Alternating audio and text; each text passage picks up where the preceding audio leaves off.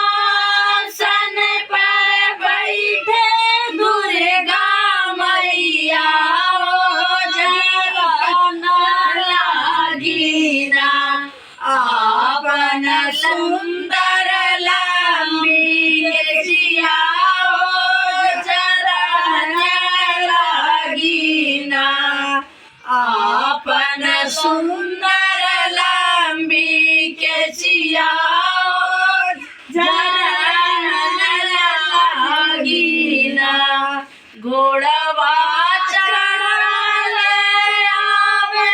बड़ा सुर रचसवा की परियो गईले ना दुर्गा देवी पर नजरिया की परियो गईले ना दुर्गा देवी पर नजरिया की परियो गईले ना हसी मुस्का के बड़ा सुर दुर्गा माई से बोले कि कहियो ले तू ना दुर्गा हमारे संग बियावा कि कहियो ले तू ना हसी मुस्का के दुर्गा बड़ा सुर से बोले कि केतना लईबाना बड़ा सूर्या पानी बरतिया कि केतना लईबाना वाच सावा घोड़ा लईबा पच्चीस सावा घोड़वा गिनती लैयाना अइया हमारी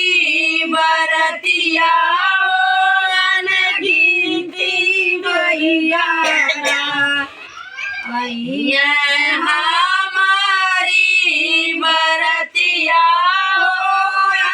गिनती मैयाना जब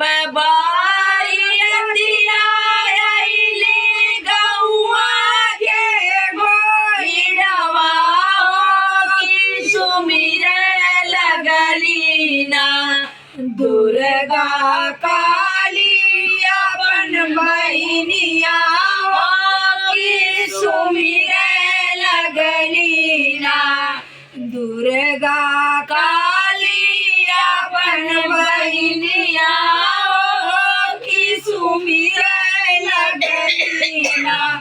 सूतल काली जा गिरी बैठली ललिता भैले ना उनकर दूर